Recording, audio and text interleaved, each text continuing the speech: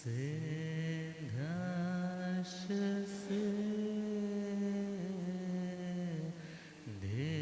धिस्थिता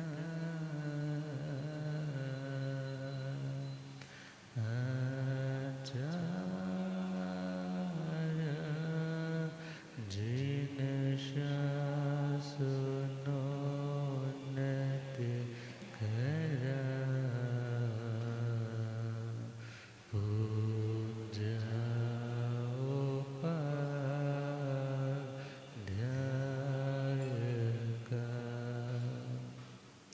श्री सिद्धांत सुपाठका मुनिवरा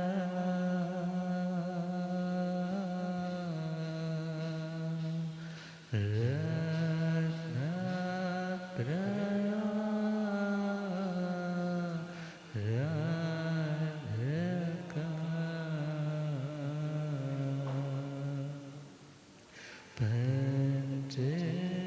पंचेते परमेष्ठिन प्रतिदिनं कुर्वन्तु नो मङ्गलं कुर्वन्तु नो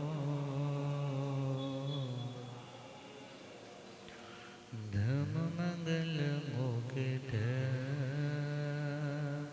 अहिंसा संयमो तव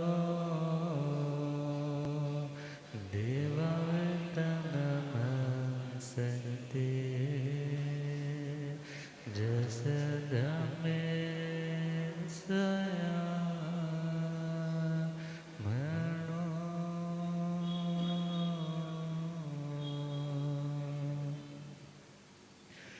जी हाथ जोड़ गोरानो मेरी वंदना जी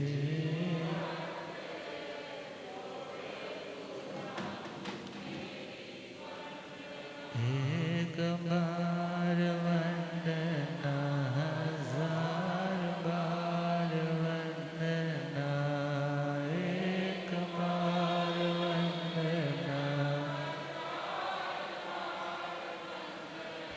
लाख बार वंदना करोड़ बार वंदना लाख बार वंदना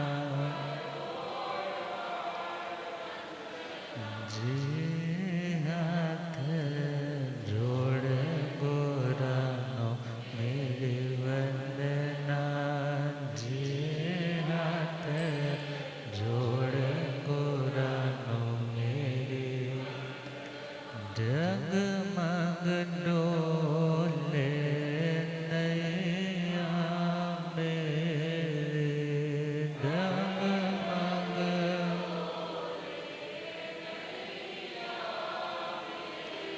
मुझको है सतगुरु तेरे मुझको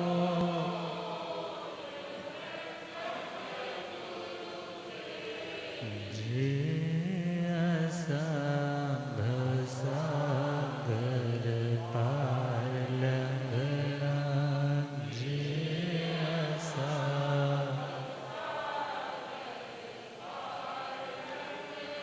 जी हाथ जोड़ गोरानो मेरी वंदना जी हाथ जोड़ गोरानो मेरी अनंत अनंत शांति के निकेतन शासनपति श्रमण भगवान महावीर स्वामी के पावन चरणा अरविंदों में हार्दिक भावना वंदन नमन।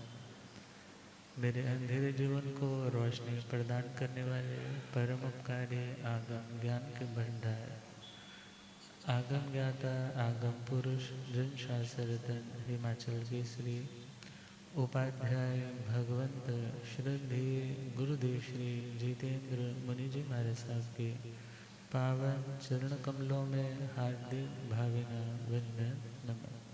पाठ पर विराजमान तपस्विरत श्री प्रभु मुनि जी महाराज साहब के चरण कमलों में भावना वंदन नमः। धर्म सभा में उपस्थित धर्मानुरागियों, सुशीलवती माताओं एवं बहनों, असीम पुण्योदय से भाग्योदय से आप सबको संतों का समागम और वीतरागवाणी श्रवण करने का सुअवसर प्राप्त हो रहा है। श्रवण कर रहे हैं श्रीमद् उत्तराध्ययन सूत्र 29वां अध्याय सम्यक पराक्रम। सच्चा पराक्रम लगाना है तो कहाँ पर लगाए? कहाँ पर लगाया हुआ शक्ति का प्रयोग आत्मा को सदा सर्वदा के लिए सभी बंधनों से, सभी तनावों से, रोगों से मुक्त करने में समर्थ है। परमात्मा ने तीसरा पॉइंट कृपा किया है, धर्म श्रद्धा। कौन सा? जब धर्म के प्रति श्रद्धा, विश्वास, रुचि आती है, जब धर्म हमें अच्छा और सच्चा लगने लग जाता है, क्योंकि श्रद्धा का मतलब है सत्य, धा का अर्थ है धारण करना। जब हमें कोई उस व्यक्ति की बात सच्ची लगने लगती है तो हमें एक्सेप्ट करने में कोई प्रॉब्लम नहीं होती, तो हम उसे धारण कर लेते हैं, एक्सेप्ट कर लेते हैं। तो श्रद्धा का मतलब जब हमें धर्म की बातें सच्ची लगने लग जाएं तो उन्हें धारण करने में भी हमें फिर ज़्यादा प्रॉब्लम महसूस नहीं होती।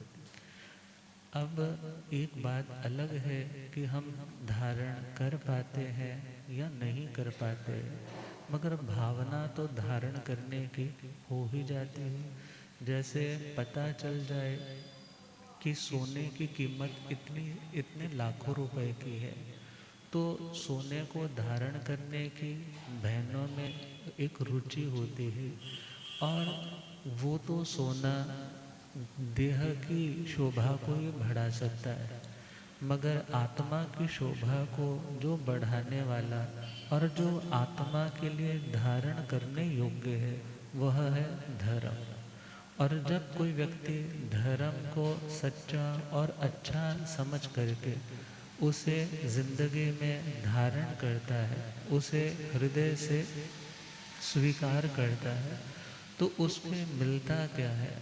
परमात्मा कहते हैं जब वो आत्मा श्रुत धर्म, चारित्र धर्म के प्रति भीतर से उत्साहित हो जाता है कि मैं आत्मा के सच्चे आनंद को खोजने की राह पर बढ़ रहा हूँ, तो मुझे अब यदि कहीं पर भी श्रुत की बातें, वो अनुभव की बातें, उन आत्माओं के अनुभव जिन्होंने अपनी जिंदगी में सभी दुखों का अंत करके आध्यात्मिक शाश्वत आनंद को पाया है, उनकी बातों को सुनने की जो अभिलाषा है उसका नाम श्रुत धर्म है। और जो बातें सुनी है उनमें सुन करके पता चला इन कारणों से दुख बढ़ते हैं, इन कारणों से सुख आते हैं, मगर इन कारणों से शाश्वत आनंद की प्राप्ति होती है। तो वो व्यक्ति अब विवेक का प्रयोग करता है। विवेक अर्थात भेद ज्ञान, डिस्क्रिमिनेट करना। वह व्यक्ति डिफ्रेंशिएट करने लग जाता है कि यह चीज़ दुख देने वाली है, पाप कर्म, यह चीज़ सुख देने वाली है, पुण्य कर्म, मगर इससे मिलने वाला सुख भी एवर लास्टिंग नहीं है, हमेशा रहने वाला नहीं है। मगर धर्म करने से आत्मा को जो सपोर्टिव पुण्य भी मिलता है वो पुण्य भी उसे दुनिया के सुखों की दलदल में फंसाने वाला नहीं होता है। तो वह व्यक्ति कर्तव्य की दृष्टि से अनुकंपा दान आदि कर्म भी करता है, बिकॉज जिस सोसाइटी से लेता है उसे कंट्रीब्यूट करना भी उसकी एक मॉरल ड्यूटी बन जाता है। और मॉरल ड्यूटी निभाना भी तो एक मॉरल धर्म है, एक लौकिक धर्म है। और जो व्यक्ति उस धर्म को निभाते निभाते अपनी आत्मा की शुद्धता के लिए भी जो कार्य करने लग जाता है, संवर और निर्जरा, कर्म की नई इनकमिंग आनी रुक जाए, कर्म का नया बोझ कर्जा चढ़ना रुक जाए, और जो ऑलरेडी कर्जे चढ़े हुए हैं उन कर्जों को उतारने की हिम्मत आए, और उस हिम्मत के अनुसार मैं शीघ्र अधिशीघ्र इस बोझ से मुक्त हो जाऊं, यह जो कामना है, भावना है, इसी का नाम तो चारित्र धर्म है। इसी का नाम क्या है? चारित्र धर्म। और परमात्मा कहते हैं जब धर्म श्रद्धा पैदा होती है तो वह व्यक्ति आज तक तो साता सुख में बहुत ज़्यादा निमग्न था, डूबा हुआ था, मग्न था, खोया रहता था। उसे लगता था कि मेरे को दुनिया के सुख मिल गए, मीन्स मेरे धर्म का मुझे फल मिल गया, मेरे धर्म का मुझे फल मिल गया। यदि धर्म करते करते सुख मिलते रहे और किसी भी तरह के सुख का वियोग ना हो और दुख जिंदगी में आए ही ना, तो व्यक्ति कहता है कि मैं जो धर्म कर रहा हूँ ना, ये सारा उसी का प्रभाव है, ये सारा उसी का प्रभाव है। और वो धर्म छोड़ना भी नहीं चाहता, बिकॉज उसकी ज़िंदगी के कंफर्ट अभी तक मेंटेन्ड है, अभी तक वो फ्लो उसकी ज़िंदगी में चल रहा है। मगर परमात्मा कहते हैं धर्म का सच्चा फल दुनिया के सुख मिलना नहीं है, बल्कि जब व्यक्ति धर्म को इन रियलिटी समझने लगता है, पहचानने लगता है, जानने लगता है, तो उसे महसूस होता है धर्म का मतलब तो आत्मा का स्वभाव है, आत्मा की ओरिजिनलिटी है, आत्मा की उस ट्रू नेचर तक पहुंचने के प्रोसेस का नाम धर्म है, कि जिसके माध्यम से मैं संसारी आत्मा भी भगवान आत्मा के रूप में खुद को स्थिर कर सकूं। और जो व्यक्ति अपनी आत्मा के शुद्ध स्वरूप तक पहुंचने के लिए खुद को समर्पित डेडिकेटेड कर देता है, ऐसे व्यक्ति को कहेंगे उसमें धर्म श्रद्धा पैदा हो चुकी। उसमें क्या पैदा हो चुकी? धर्म श्रद्धा।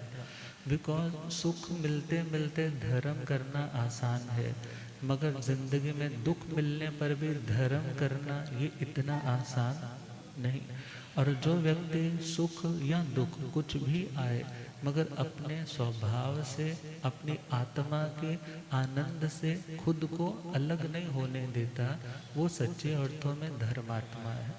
तो धर्म श्रद्धा से आत्मा साता सुख में अभी तक तो बहुत विरक्त, अभी तक तो पूरी तरह से लगा हुआ था, सुख के साधन पाने के लिए भी जो मिले हैं उनका भी आनंद भोगने में लगा था। कहते हैं एक बार एक संत एक राजा के मंत्री को कहने लगे, क्योंकि राजा का मंत्री जैन था, उससे कहने लगे भाई तुम प्रवचन में नहीं आते, व्याख्यान सुनने नहीं आते। वो कहने लगा महाराज जी देखो ना, अभी मेरे पुण्य कर्म का उदय है। अभी किसका उदय है? पुण्य कर्म का उदय है। देखो मेरे को कितने सुख, कितना वैभव, कितना कुछ मिला हुआ है। और एक टाइम पे तो एक ही चीज़ भोगी जाएगी ना, एक टाइम पे तो एक ही चीज़ भोगी जाएगी। इसलिए मैं तो अभी आराम से पुण्य का भोग कर रहा हूँ, अभी धर्म करने के लिए मेरे पास फुर्सत नहीं। फिर संतों ने समझाया कि ये पुण्य जो तुमने कभी अच्छे कर्म किए थे, आज वह शुभ फल के रूप में आ रहे हैं, मगर कितना भी खजाना भरा हुआ क्यों ना हो, यदि खर्चते जाओगे तो एक दिन वो खाली हो जाएगा। आज तो तुम मंत्री हो, मगर आने वाले भविष्य में यदि धर्म ना किया, इन माया आसक्ति में ही पड़े रहे, तो त्रियंच गति या नरक गति तक के मेहमान भी बन सकते हो। तो उसे एहसास हुआ कि मुझे अब अपने वर्तमान और अपने भविष्य को एक मर्यादा में रखने के लिए, सुव्यवस्थित बनाने के लिए धर्म का श्रवण भी जरूरी है और धर्म की प्रैक्टिस करना भी जरूरी है। और वो धर्म अहिंसा, संयम और तप रूप। वो धर्म कौन सा? अहिंसा, संयम और तप रूप। अहिंसा मीन्स जैसे सुख मुझे प्यारा वैसे सुख सभी को प्यारा। तो दूसरों के सुखों का ख्याल रखते हुए खुद अपने सुख में भी सुखी रहना। ये नहीं है सुख है तो हम दुखी रहे, बल्कि अपने सुख में सुखी रहो, मगर किसी अन्य व्यक्ति को उसकी सुख की कॉस्ट चुकानी पड़े, उसे दुखी करके तुम सुखी बनना चाहो, तो उस लिहाजे से देखे तो हर जीव के प्रति मैत्री करुणा का भाव जहाँ पूर्ण रूप से है, तो वहाँ पर पूर्ण शुद्ध धर्म है। और जहाँ पर यदि दृष्टिकोण यह है कि हाँ पूर्ण धर्म तो मैं इसी को मानता हूँ, मगर अभी प्रैक्टिकली पूरा मेरी जिंदगी में नहीं उतर रहा, तो वो व्यक्ति भी धार्मिक है, मगर चारित्र की दृष्टि से, प्रैक्टिसेस की दृष्टि से उसकी प्रैक्टिस कुछ कम है, मगर यदि उसे सच्चाई के प्रति विश्वास भी है और सच्चाई को पाने का ख्वाब भी है, तो वह एक ना एक दिन उस लक्ष्य तक भी पहुंचेगा। तो दूसरा है संयम, अर्थात गलत मार्ग पर बढ़ते हुए अपने कदमों को रोक लेना, उसका नाम है संयम। तो जो व्यक्ति संयम कर रहा है वो व्यक्ति भी क्या कर रहा है? धर्म कर रहा है। तो 17 टाइप्स आ जाते हैं संयम के बारे में। और आगे चले तो तपस्या, जो व्यक्ति जिंदगी के कई तरह के संताप बड़ी शांति से सहता है, संताप जो उसे संतप्त कर देते हैं।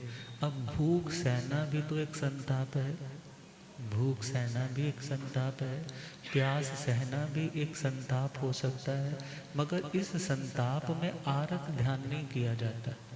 इस संताप में आरत ध्यान, दुखी नहीं हुआ जाता, शोक नहीं मनाया जाता, बल्कि किस दृष्टि से? पहला पॉइंट अभयदान, तपस्या का प्रयोजन पहला पॉइंट अभयदान। दूसरा पॉइंट मेरा स्वरूप अनाहारक है, मुझे उस स्वरूप तक पहुंचने के लिए आहार आदि के प्रति अपनी आसक्ति को कम करना है, तोड़ना है। तो उसकी जो प्रैक्टिस की जाती है उसका नाम है तपस्या। तो उस तपस्या के 12 पॉइंट्स आ जाते हैं, जिसमें अपनी गलती को स्वीकार करना भी तपस्या है, किसी गुरुजन की या किसी अन्य सहधर्मी की सेवा करना भी तपस्या है, स्वाध्याय करना भी तपस्या है, ध्यान करना भी तपस्या है। अर्थात गलती हुई है तो उसके लिए प्रायश्चित लेना भी तपस्या है। तो इस तरह से तपस्याओं के भेद किसके लिए? कि मैं अपने स्वरूप तक पहुंच सकूं, मैं अपने ओरिजिनल स्वरूप तक पहुंच सकूं। तो जो अपने उस ओरिजिनलिटी तक पहुंचाने के साधन है, उपाय है, माध्यम है, रेमेडीज है, उन रेमेडीज का नाम भी धर्म कहा जाता है। उन रेमेडीज को भी क्या बोला जाता है? धर्म। तो अहिंसा से भी आत्मा अपने आत्म स्वरूप तक पहुंचता है, दैट्स वाई अहिंसा को बोला धर्म है। संयम से भी आत्मा अपने फाइनल गोल तक पहुंचता है, इसलिए संयम को भी क्या बोला? धर्म। तपस्या करने से भी आत्मा अपने कर्मों के बंधन तोड़ करके अपने प्यूरिफाइड वर्जन को अटेन कर लेता है, इसलिए तपस्या को भी क्या बोला? धर्म।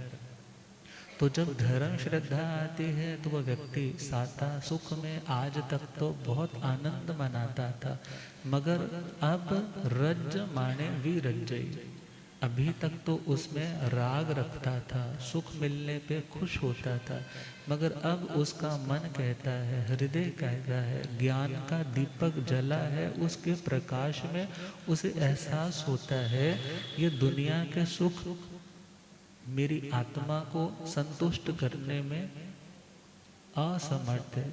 इसलिए अब मुझे वो करना है जिससे मेरे भीतर का अपना स्वरूप जो शाश्वत आनंद से भरपूर है वो मुझे मिल पाए। अगला पॉइंट है, जब वो व्यक्ति विरक्त हो जाता है, जिसे हम बोलते हैं वैरागी हो जाता है। क्या हो जाता है? वैरागी हो जाता है। तो वैरागी होने पर वो व्यक्ति आगार धम्मं चरणं चयई, उसे लगता है घर गृहस्थी में रहते हुए लाख कोशिश करने पर भी हम सभी पापों से मुक्त नहीं हो सकते। हर रोज तो पूर्ण यत्न, पूर्ण विवेक, पूर्ण संवर की आराधना हम अपनी जिंदगी में नहीं कर पाते। हम 2 घड़ी की सामायिक है या कभी पोषद इत्यादि तप है, मगर ये चीजें हर रोज हर समय तो नहीं ना कर पाते। और वह व्यक्ति सोचता है गृहस्थ की साधना अपूर्ण साधना है, अब मुझे पूर्ण साधना करनी। तो पूर्ण साधना करने के लिए उसे पूर्ण त्याग भी करना होगा, और पूर्ण त्याग का नाम है सर्वविरति। उसका नाम क्या है? सर्वविरति। विरति का मतलब, रति का मतलब है लगाव, रति का मतलब है लगाव। जब तक हमें किसी वस्तु के प्रति लगाव, अट्रैक्शन, अटैचमेंट बनी रहती है, तब तक हम उस वस्तु को छोड़ नहीं पाते। यदि वो वस्तु चली जाए तो हम दुखी हो जाते, मगर जब हमें उस वस्तु के प्रति लगाव नहीं रहता, तो अट्रैक्शन नहीं रहती, तो उस समय हम उसको त्यागने में समर्थ हो जाते। सपोज हमारे पास वो एग्जिस्ट भी कर रही है, वो वस्तु हमारे पास है भी, तो भी हमें उस वस्तु के होने या ना होने का किसी भी प्रकार का कोई फर्क नहीं पड़ता। भरत चक्रवर्ती जी के पास घर में रहते हुए भी ऐसा निर्लेप भाव था कि उसकी तुलना हम आज के गृहस्थियों से नहीं कर सकते कि वो बोले जी कि हम भी भरत चक्रवर्ती की तरह घर में रहते हुए ही मुक्त हो जाएंगे। मगर वो निर्लेपता, वो निसंगता, वो डिटैचमेंट जब आने लग जाती है, तो वो व्यक्ति गृहस्थ धर्म में रहते हुए भी सोचता है यहाँ 100 कर्तव्य है, 100 मजबूरियां हैं, कभी अपने लिए, कभी अपनों के लिए, और कभी ना चाहते हुए भी कर्म के उदय भाव से गलत रास्ते पे, पाप के मार्ग पे कदम चले ही जाते हैं। और बहुत बार उसकी आलोचना, निंदना, ग्रहणा, प्रायश्चित आदि नहीं किया जाता। गलती के लिए खुद को भगवान गुरु के सामने प्रस्तुत करके उसका शुद्धिकरण भी नहीं किया जाता। इट मीन्स कर्मों का एक एक दाना बढ़ते बढ़ते कितने पहाड़ खड़े हो जाते। और साधु की जिंदगी में देखे तो वहाँ पर सपोज कहीं कहीं दोष भी हो, मगर वहाँ पर निर्दोषता ज़्यादा होगी और दोष का बंधन थोड़ा होगा। इसलिए वो सोचता है कि अब मुझे आगार धर्म से किस में शिफ्ट होना है? अणगार धर्म। अब आगार किसे बोलते हैं? शब्द है अग, अग। शब्द क्या है? अ और ग मीन्स अग। अग का मतलब है वृक्ष। अग का मतलब वृक्ष। क्यों? क्योंकि अ का मतलब इन नेगेटिव सेंस नहीं, ग का मतलब गमन। जो गमन नहीं करते, जो मूवमेंट नहीं करते, कहीं आते जाते नहीं है, जो स्टेशनरी है, जिनका स्थावर नामकर्म उदय में है, ऐसा जो वृक्ष है उसे क्या कहा जाता है? अग। और ऐसे लकड़ी के जो बने हुए मकान है, और उन मकानों के जो लोग मालिक है, उस मकान को बोला जाता आगार। क्या बोला जाता? और जिन लोगों के वो मकान है उन लोगों को बोला जाता सागारी। क्या बोला जाता? आगारी बोलो, सागारी बोलो, आगार के साथ है। अब जिनके पास अपना अग मतलब घर नहीं है, जो था उसे उन्होंने छोड़ दिया है, तो उन्हें क्या बोला जाएगा? अणगार। समझ आ गया? अगार मतलब गृहस्थ धर्म वाला, अणगार मतलब साधु धर्म वाला।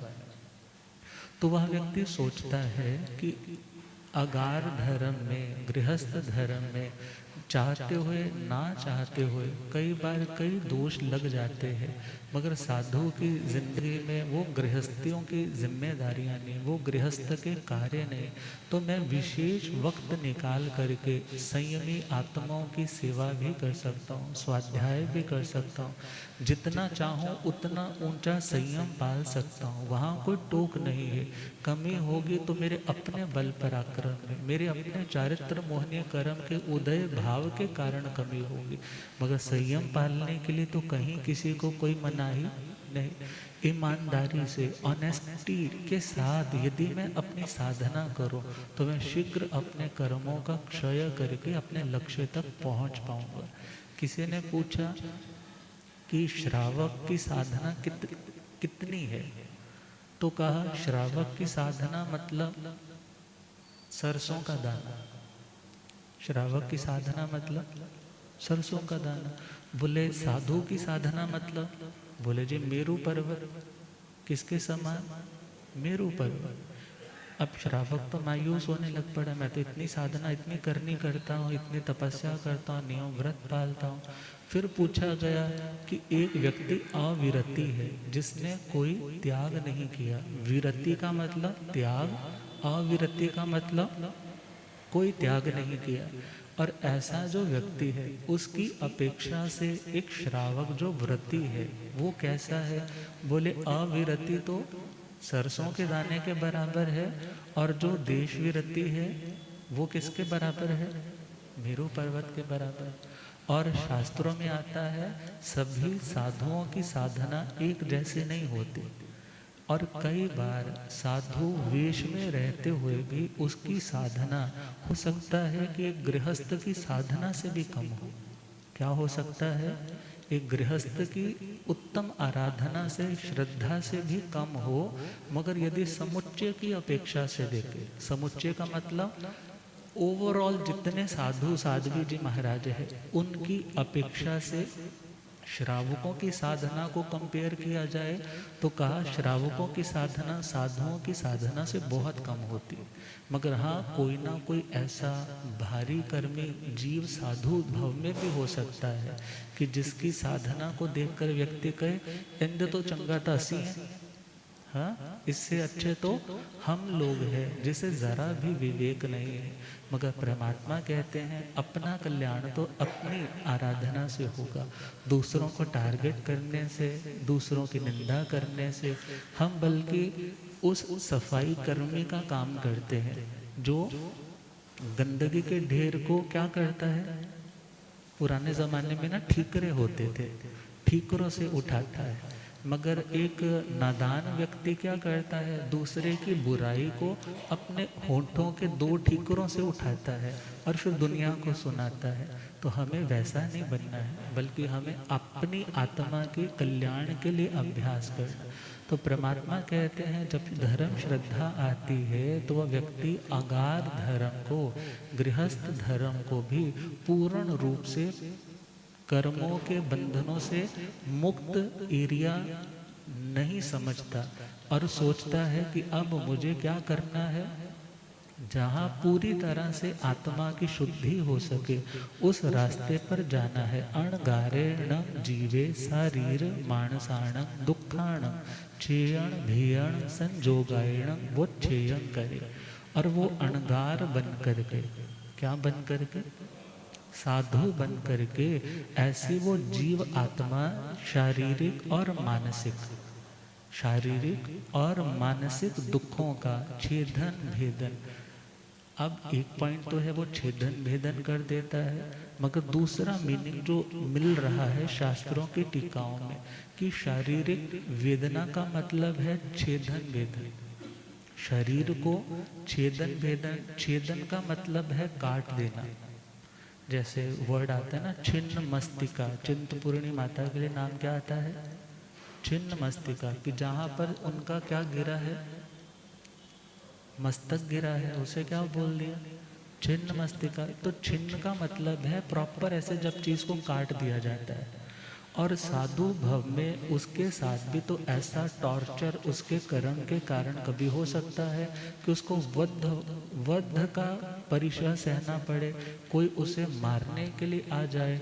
और दूसरा है भेदन, पहला है छेदन, दूसरा है भेदन। भेदन का मतलब जैसे वड़े बनाती ना बहनें, जब फिर सिलाई लेकर के क्या करती है, उसको चेक करती है। जो ऐसे चुभा करके किया जाए उसका नाम क्या है, फूलों को सिलाई से पिरोया जाता है। ये क्या है, उस वनस्पति काय का भेदन। अब छेदन और भेदन, जब चलते चलते नंगे पाँव में कांटे चुभते हैं तो पैरों का क्या हो रहा है, भेदन हो रहा है। और कभी मरणांतिक कष्ट आ जाता है जो मौत का कारण बन सकता है। ऐसे वध और अन्य जो वेदनाएं हैं, साधु भव में भी उसे सामना करना पड़ सकता है। और परमात्मा कहते हैं संयोगादिक, मीन्स संयोग, किसी का संयोग भी तो दुख देता है, मानसिक दुख देता है। जिसे तुम नहीं चाहते हो वो तुम्हारे इर्द गिर्द घूमता रहे, उसकी वाइब्रेशंस, उस व्यक्ति का बिहेवियर तुमसे टॉलरेट नहीं होता, तुम सह नहीं पाते, वो भी तो एक मानसिक बोझ बन जाता है। मगर परमात्मा कहते हैं जब वो एक अणगार साधु बन गया है तो वो क्या साधना करता है, साधना इज प्रैक्टिस। वो किस चीज़ की प्रैक्टिस कर रहा है कि मुझे शारीरिक दुख छेदन भेदन का आए या मानसिक दुख प्रतिकूल का संयोग हो जाए, अनुकूल का वियोग हो जाए, जिसे चाहते थे वो ना मिले और जिसे नहीं चाहते वो बिल्कुल सामने ही सामने आ जाए। मगर ऐसी आत्मा उन समस्त दुखों का वो क्षयन करे, अर्थात उन दुखों का वो व्यवच्छेद कर देता है, उन्हें नष्ट करता है। नष्ट कैसे करता है, क्या उन दुखों को वो बिल्कुल दूर कर देता है, क्या उस व्यक्ति को दूर भगा देता है? तो ज़रूरी नहीं है कि तुम परिस्थितियों को बदल सको, ज़रूरी नहीं है कि तुम हर परिस्थिति को चेंज कर सको, हर व्यक्ति को तुम चेंज कर सको, ये कोई गारंटी नहीं। यदि चेंज कर सकते तो परमात्मा भगवान महावीर स्वामी अपने उस कुशिष्य गोशाल्य को भी ठीक कर देते, उस कुशिष्य गोशाल्य को भी ठीक कर देते। मगर हाँ, परमात्मा का सानिध्य कई हद तक उस आत्मा के उद्धार में कारण बना, मगर उसने डूबने में कोई कसर अपनी ओर से तो छोड़ी नहीं। मगर परमात्मा कहते हैं जो एक अणगार है वो क्या प्रैक्टिस करता है कि शारीरिक दुख भी आएंगे, मानसिक दुख भी आएंगे, मगर मुझे अपनी आत्मा के बल को जगाना है, मुझे अपनी आत्मा की समझ को जगा करके रखना है। क्या सोच करके ये जो दुख आ भी रहे हैं, इन दुखों से मेरी आत्मा का एक भी प्रदेश कम नहीं होने वाला, इन दुखों से मेरा एक भी प्रदेश कम होने वाला। असंख्यात प्रदेशी आत्मा, अनंत ज्ञान, अनंत दर्शन, अव्याबाद सुख, अनंत शक्ति का भंडार यह आत्मा। यदि सामने से कोई व्यक्ति आकर के गज सुकुमाल जी की तरह सिर के ऊपर अंगारे भी रख दे तो देह तो नष्ट हो सकता है, मगर आत्मा का एक भी प्रदेश नष्ट। इतनी श्रद्धा आ जाती, इतनी दृढ़ आस्था आ जाती, किसके बदौलत? उस धर्म श्रद्धा की बदौलत। और परमात्मा कहते हैं तुम परिस्थिति चेंज कर पाओ हर जगह ये ज़रूरी नहीं, मगर उस समय तुम अपनी आत्म स्थिति को स्ट्रांग रख सकते हो। और आत्म स्थिति को स्ट्रांग रखना ही तो धर्म है। अपने आत्म भाव में स्थिर रहना ही तो, स्वभाव में रहना ही तो धर्म है। और उस स्थिरता के लिए जो जोर लगता है, जो साधना की जाती है, तो उस सारी साधना का नाम चारित्र धर्म है। उसका नाम क्या है?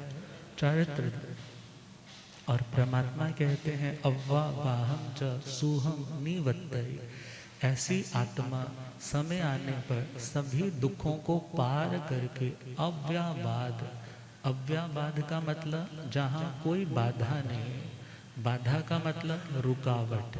बाधा का मतलब, अब सपोज हम उस स्टोरी में चले जहाँ पे राजा राजा त्रिपृष्ठ देख रहे हैं नाटक, और उधर से कौन आता है, दूत आता है, और उन्हें क्या बोलता है, इस प्रकार अश्वग्रीव महाराज ने संदेश भेजा है।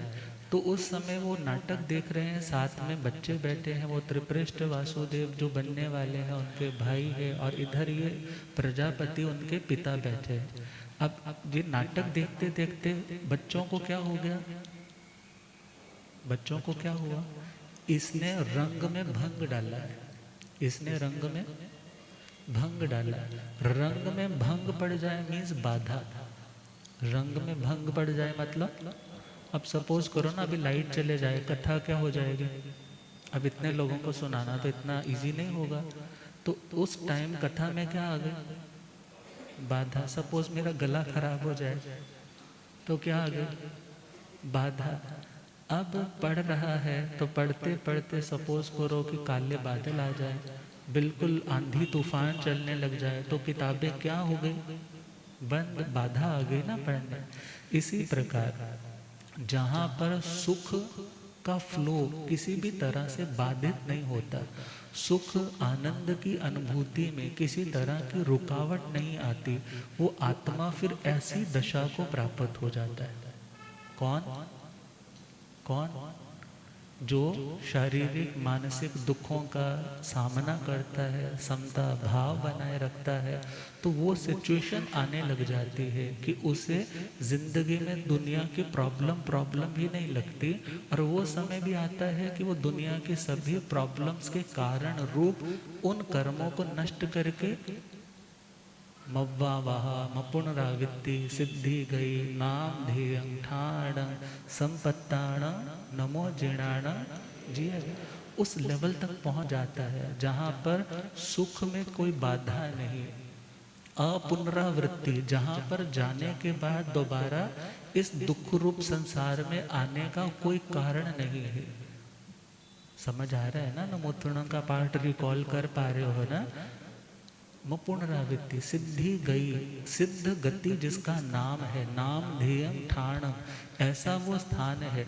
और जहां पर कौन पहुंचे हैं, नमो जिनाण, जिन भगवान, जिन शब्द बना है जीतने से, जिन्होंने राग द्वेष को जीत लिया है, ऐसी आत्माएं वहां पर विराजमान है, जिये भयाणा। और वो आत्माएं कैसी हैं, उन्होंने भय को भी जीत लिया है। किसको जीत लिया, क्योंकि जिसने राग देश को जीता ना, वो भय को ऑटोमेटिकली जीत लेता है। हमें डर क्यों लगता है, हाँ बेटा तू जा रहा है, मैंने सुना है ये वाली फ्लाइट बोइंग कोई फ्लाइट अभी थी ना, विमान हादसा हो गया है, बेटा तू जा रहा है, कुछ हो ना जाए, मैं तो सारा टाइम क्या करती रहूंगी। ये डर क्यों, डर क्यों, राग के कारण। और जिससे सपोज करो दूसरी पार्टी वाला, तुम इस एक पार्टी को सपोर्ट कर रहे हो, दूसरी पार्टी वाला खड़ा है और उसका वोटिंग भी हो चुकी है, काउंटिंग हो रही है, काउंटिंग हो रही है, तो तुम्हारा दिल घबरा रहा है, अरे उसके तो वोट्स ज़्यादा हो रहे हैं। ये डर क्यों हो रहा है, घबराहट क्यों हो रही, क्योंकि जो व्यक्ति तुम्हें नापसंद है उस व्यक्ति की प्रोग्रेस भी तुम्हें सुहाती नहीं है। मगर जिन्होंने राग को भी जीत लिया, द्वेष को भी जीत लिया, वो आत्माएं फिर निर्भय हो जाती, ऐसी आत्माएं टोटल फियरलेस हो जाती। मगर उस लेवल तक पहुंचने के लिए धर्म श्रद्धा जगानी जरूरी है। क्या जगानी जरूरी है, धर्म रुचि से प्रभु, धर्म रुचि से प्रभु, इंसान क्या पाता है, धर्म रुचि से प्रभु, इंसान क्या पाता, श्रद्धा व भक्ति से हो, श्रद्धा व भक्ति से मिटाता है, धर्म रुचि से प्रभु इंसान क्या, विषयों की आशाओं से लगती निराशा है, हो विषयों की आशाओं से लगती निराशा, तृष्णा ही दुख जननी हो, तृष्णा ही दुख, वैरागी हो जाता है, धर्म रुचि से प्रभु इंसान क्या पाता, गृहस्थ वृत्ति लगे, काजल क्यों जो कोठरी हो, गृहस्थ वृत्ति लगे, काजल की जो कोठरी, साधु जीवन उज्जवल लगे हो, साधु जीवन उज्जवल, हर पल ये ध्याता है, धर्म रुचि से प्रभु इंसान क्या, बांधे जो खुद बंधन, समता से खोले उन्हें, हो बांधे जो खुद बंधन, समता से खोले, मिटते हैं दुख सारे हो, मिटते हैं दुख सारे, शिव सुख को वो पाता है, धर्म रुचि से प्रभु इंसान क्या पा, धर्म में हो विश्वास, जगतात भी प्रभास हो, धर्म में हो विश्वास, जगतात भी प्रभास, देहों से मुक्ति मिले हो, देहों से विदेही हो जाता है, धर्म रुचि से प्रभु इंसान क्या पाता है, धर्म रुचि से प्रभु इंसान क्या। इसका मतलब क्या हुआ? धर्म हमारी जिंदगी में जरूरी है। गुरुदेव पधारे। हो रब मेरा सतगुरु बन के आया मैनो,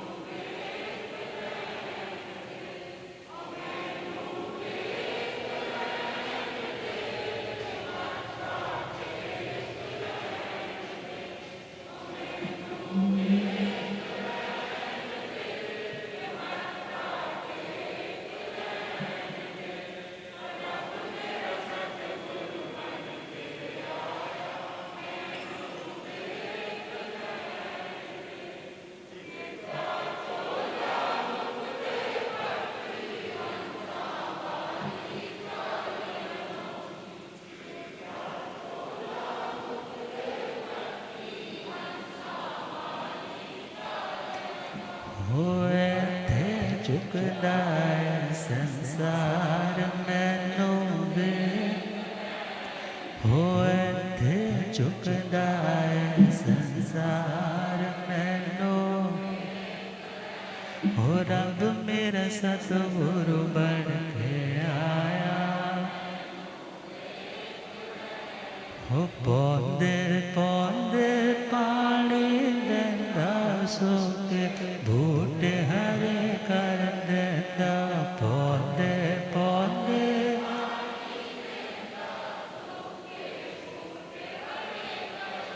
हो केड़ा माले बन के आया मैनू हो केड़ा माले बन के आया हो रब मेरा सतगुरु बन के आया मैनू हो मैनू वेख लैण दे के मथा टेक लैण दे ओ मैनू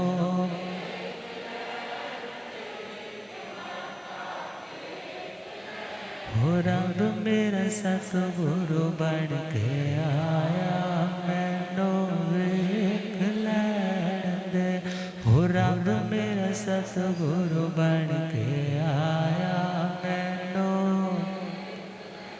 बोलिया गम ज्ञाता आगम पुरजन शास्त्र तंध हिमाचल केसरी उपाध्याय भगवंत श्रद्धे गुरुदेव श्री जितेंद्र मुनि जी।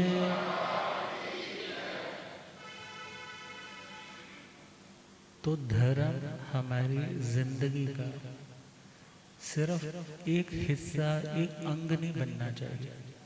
बोल देते ना, हाँ धर्म पार्ट ऑफ लाइफ होना चाहिए, मगर पार्ट ऑफ लाइफ तो कभी भी पार्ट अलग हो सकता है, बल्कि जिससे जिंदगी चले धर्म तो हार्ट ऑफ लाइफ होना चाहिए।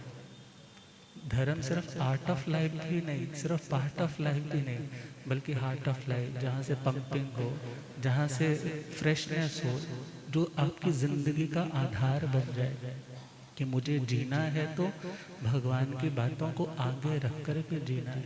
और जब वो भावना आती है तो ढंढन मुनिराज जैसी साधना आती है। ढंढन महाराज श्री कृष्ण वासुदेव की छोटी रानी ढंडना महारानी के आत्मज बेटे परमात्मा भगवान अरिष्ट नेमी जी का पावन संग मिला, जिन वाणी का श्रवण मिला, 9 तत्वों की बातें सुनी, उन 9 तत्वों में पहचाना कि मैं कौन हूँ, जीव आत्मा, मेरा लक्ष्य क्या है, मोक्ष तक पहुँचना, कर्म का बंधन कौन है, वो पुण्य और पाप आते कैसे हैं, आश्रव के माध्यम से।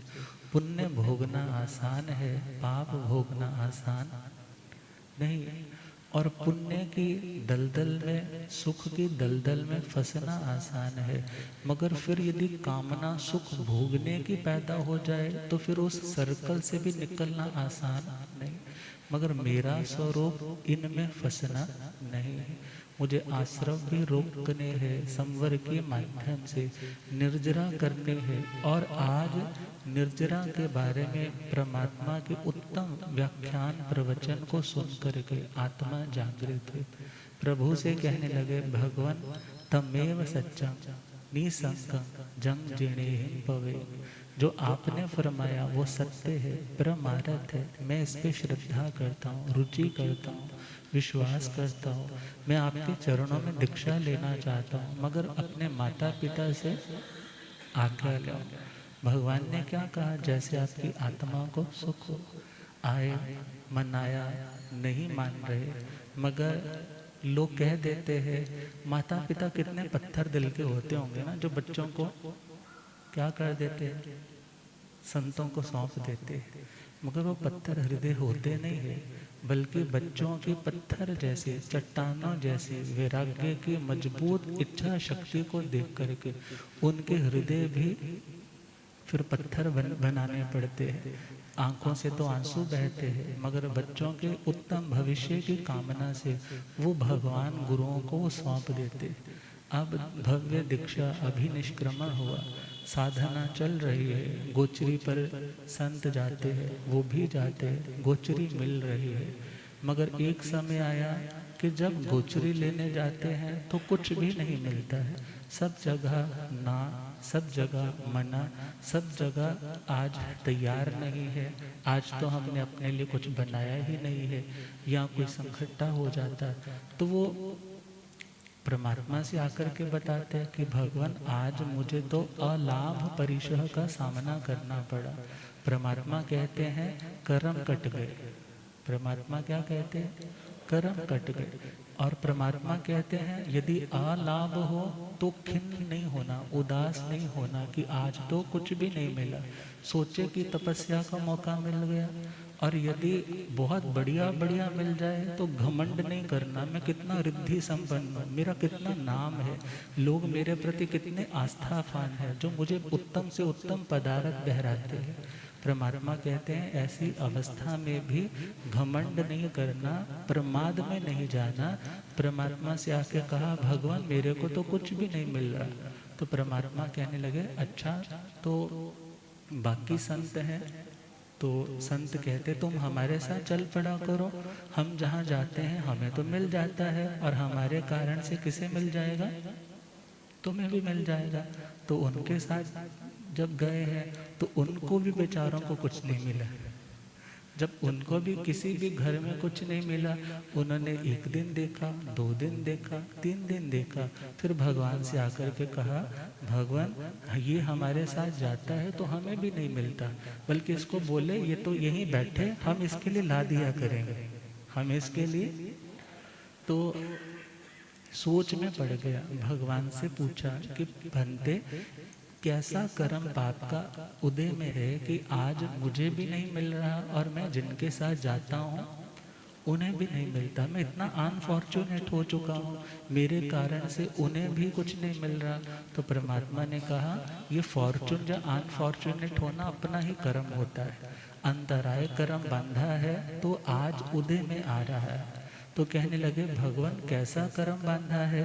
तो बताने लगे कि मगध देश के अंदर धान्यपुर नाम का एक नगर था, गांव था, और वहाँ के राजा ने तुम्हें जिम्मेदारी सौंपी थी, और तुम एक ब्राह्मण के रूप में वहाँ रहने वाले थे, और तुम्हें कॉन्ट्रैक्ट दिया कि जो गवर्नमेंट की जगह है, राजा की जगह है, वहाँ पर ग्रामीण लोगों से खेती बाड़ी का काम करवाना है, वहाँ पर फसलें उगानी है, हल चलवाने हैं, सारा काम तेरे कस्टडी में था। और तेरे अंदर ज़रा भी दया नहीं आती कि उन सब से इतनी मेहनत करवाने पर जब उनका भोजन आ जाता, बैलों का पानी भोजन आ जाता, तभी तुम क्या बोलते अभी थोड़ा एक राउंड और लगा लो ना, अभी थोड़ा सा और हल चला लो, फिर उसके बाद क्या कर लेना, भोजन कर लो। अब अंतराय बांधा है, इस कारण वो कर्म कई जन्मों का पुराना कर्म आज उदय में आया है, इसलिए आपको गोचरी नहीं मिलती। तो भगवान मैं इस कर्म को तोड़ूंगा, मैं इस कर्म को तोड़ूंगा, जब मैंने बांधा है तो इस कर्म को मैंने ही तोड़ना है। तो हे भगवान बस मेरे ऊपर इतनी कृपा रखना कि मैं यदि कोई दोष लगाऊं तो मुझे आप अवेयर कर देना कि ये तेरी लब्धि का है या नहीं। समय बीत रहा है, कई जगह तो आता है 6 महीने हो गए, कई जगह आता है टाइम का कोई वर्णन नहीं है, बड़ा लंबा समय हो गया, ना पानी मिलता है और ना भोजन मिलता है। और अन्य मुनि कहते हैं तुम हमारे से ले लो, बोले मैं अपनी लब्धि का लूँगा, जो मेरे भाग्य का होगा ना मैं वही लूँगा, मैं तुम्हारे से कुछ भी नहीं लूँगा, वरना मेरा कर्म कैसे कटेगा। अब वो समय आया कि श्री कृष्ण महाराज परमात्मा अरिष्ट नेमि जी के चरणों में वंदन करने के लिए पधारे। वंदन नमन करके धर्म देशना सुनी, फिर पूछने लगे हे भगवान आपके शासन में ऐसा कौन उत्कृष्ट तपस्वी है ऐसा कौन महातपोधनी है जो बहुत घोर तपस्या कर रहे हैं, उग्र तपस्या कर रहे हैं। परमात्मा कहने लगे, हे कृष्ण, कोई और नहीं, तुम्हारा ही संसार पक्ष का बेटा ढंडन मुनिराज, जो इतने लंबे समय से भूख और प्यास और अलाभ परिशह को बड़ी शांति से सह रहे हैं। भगवान वो कहाँ है? गोचरी को गए हुए। जैसे ही अपने परमात्मा को वंदन करके घर की और महलों की ओर लौटने लगे, हाथी पर सवार है। उधर से संतों को आते हुए देखा। नीचे देखते देखते इर्यापथिक की समिति पूर्वक चल रहे। मन पे कोई ऐसा बोझ नहीं, चेहरे पर कोई शिकन की रेखा नहीं। और जैसे ही देखा तो हाथी के औहदे से नीचे उतरे, अपने उपान जूते एक और रखे और मुंह के ऊपर उत्तरासंग करके, मीन्स मुंह पे आगे हाथ या कपड़ा रख करके उनके चरणों में वंदन किया। कहने लगे, धन्य है आपकी साधना को, मैं बहुत खुद को सौभाग्यशाली मानता हूँ कि मुझे ऐसे महामुनिराज के पिता कहलाने का गौरव मिला। और वंदना करके वो वहाँ से तो चले गए। और यह सारा सीन कौन देख रहा था? एक सेठ। और जैसे उसने देखा कि त्रिखंडाधिपति इस मुनि को वंदना कर रहे हैं, इसका मतलब है ये कोई पहुंची हुई चीज है। ये कौन है? कोई को बड़ा संत लगता है, इसको अपने घर बुलाना चाहिए, इनको कुछ बहराना चाहिए, जो इन्हें चाहिए इन्हें देना चाहिए। संत भी बाय चांस उसी के घर में चले गए। अब गए हैं तो उसने लड्डुओं से भरा हुआ थाल जैसे ही प्रस्तुत किया, वो संत कहने लगे, क्या आप मेरे परिवार को जानते हो? बोले, नहीं जानता, मुझे तो पता नहीं आप कौन हो। तो आप इसका मतलब मेरे बारे में कुछ नहीं जानते? बोले नहीं। तो ये लड्डू? बोले जी ये तो हमारे परिवार के लिए बने हैं। पात्रा किया और पात्रे में भर दिया पात्रा। झोली उठाकर परमात्मा के चरणों में आए। बोला, भगवान आज मेरा अंतराय कर्म टूट गया, मेरे को क्या मिले हैं आज? लड्डू मिले। बस इतनी कृपा कर दो कि ये मेरी लब्धि के ही है ना। तो परमात्मा कहने लगे, हे ढंडन, ये आपकी लब्धि के नहीं है, यह तो वासुदेव श्री कृष्ण ने आपको वंदन किया। इस दृश्य से प्रभावित होकर के उस सेठ ने आपको इनवाइट किया और लड्डुओं से भरा थाल बहराया। ये आपकी लब्धि के नहीं। अच्छा भगवान, अब मैं इसे फिर परठाऊं? बोले, हाँ, जैसे आपकी आत्मा को सुख हो। आज्ञा लेकर के पहुंच गए हैं स्थंडिल भूमि, ऐसे स्थान पे जहाँ किसी का आवागमन नहीं, जहाँ पर तरस इत्यादि जीवों की विराधना होने की आशंका नहीं। मगर जैसे ही पात्रे खोले हैं, सोच में पड़ गए, मैंने कैसे कर्म बांधे हैं कि अभी तक मेरे कर्म टूट नहीं रहे। फिर देखा लड्डू दिखने में सुंदर है, स्मेल में भी सुंदर है, खाने में भी बढ़िया होंगे, मगर क्या कहा, हे ढंडन, ये तेरी लब्धि के नहीं है। और सोचा इतना बड़ा लड्डू ऐसे ही परठूंगा, रखूंगा यहाँ पे, किसी प्राणी के यदि गले में अटक गया तो उसे वेदना होगी। तो उस लड्डू का चूरा चूरा करने लगे। चूरा चूरा करते करते शुद्ध परिणामों के साथ शपक श्रेणी का आरोहण करके और 4 घाती कर्म क्षय करके केवल ज्ञान, केवल दर्शन को प्राप्त हो गए। अब जिंदगी में वो स्थिति आई कि मानसिक आघात लग रहा है, शारीरिक वेदना हो रही, मगर धर्म के प्रति आस्था, कर्म थ्योरी के प्रति आस्था, विश्वास, तो वे आत्मा अव्याबाद सुख तक पहुंचने का अधिकारी बन जाता है। तो इसलिए परमात्मा कह रहे हैं, धर्म श्रद्धा को जगाओगे तभी तुम उस निर्वाण दशा को प्राप्त कर पाओगे। तो प्रेम से पंक्तियां गुनगुनानी है। मुझे ऐसी लगन तो लगा दे, मैं तेरे बिना पल ना रहूं। मुझे ऐसी लगन तो लगा दे, मैं तेरे बिना,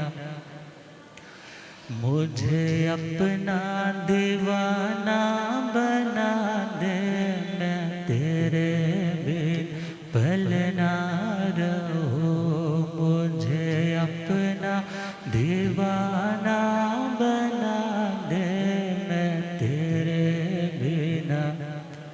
जैसे मछली जल बिन पल ना जिए, जैसे मछली जल बिन, वैसे तड़पूं मैं घड़ी घड़ी तेरे लिए, वैसे तड़पूं मैं घड़ी घड़ी तेरे लिए। नशा ज्ञान वाला ऐसा चढ़ा दे, मैं तेरे बिना पल ना रहूं।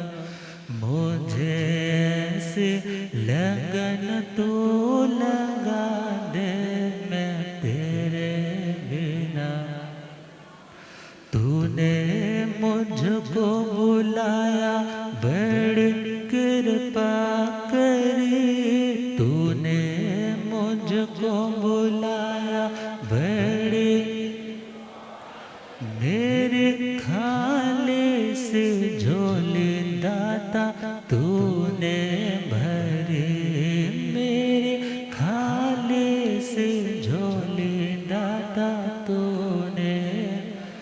नशा प्यार वाला ऐसा चढ़ा दे, मैं तेरे बिन पल ना रहूं।